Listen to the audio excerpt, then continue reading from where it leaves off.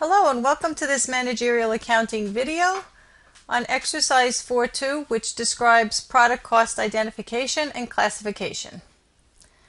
Let's read the background information on this exercise. It says Friendly Ice Cream Corporation operates and franchises full-service restaurants from Maine to South Carolina. The company also manufactures the ice cream that is served in its restaurants and sold in supermarkets and other retail stores. Indicate whether each of the following costs that Friendly's might incur would be considered a product or a period cost. If the cost is a product cost, classify it as direct materials, direct labor, indirect materials, indirect labor, or other manufacturing overhead. Okay, so letter A says the cost of milk used in the manufacturing of ice cream. All right, remember from our previous video that we describe direct materials as materials that can be traced to the final product. So in this case, the milk that you use can be traced to the final product, so that's going to be direct materials. Next, salaries paid to the graphic artists responsible for the design of the corporate website. All right, generally speaking, when you see corporate, that's going to be a period cost, and that's the case here. This is a period cost. Has nothing to do with the factory or the manufacturing. Salary paid to the shift supervisor in the ice cream plant. All right, so the shift supervisor is supervising the people that are working in the plant. The shift supervisor is not actually working on the product. So that's going to be a laborer in the factory. That will be an indirect laborer, right? And remember, indirect labor is part of manufacturing overhead. Okay, wages paid to production line workers in the ice cream plant. So those are the folks actually working on the final product. So those would be direct laborers.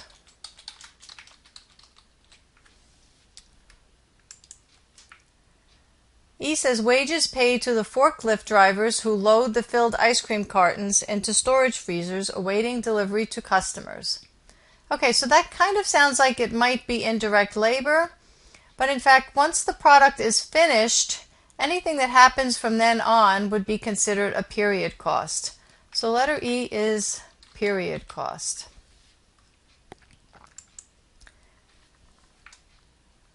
F is cost of empty ice cream cartons. Again, these are materials. Can we trace that to the final product? Yes. So that means it's going to be direct materials. Oops. G says the cost of hairnets worn by production line workers. So we know that when we see production line, that must be a cost that's in the manufacturing facility. So that's going to be a product cost.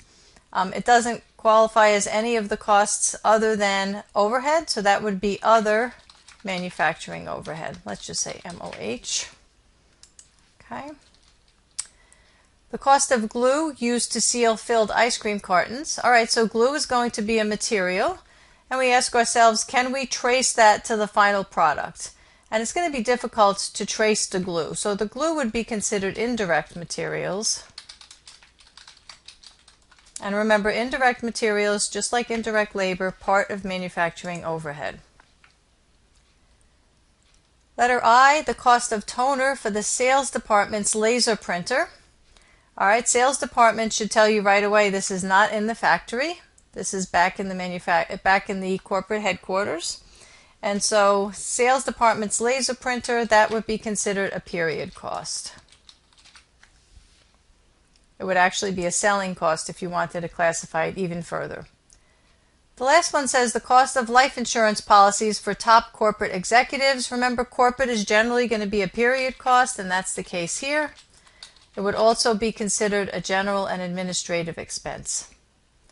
Okay, I hope you find this helpful in your studies. That's the end of this video.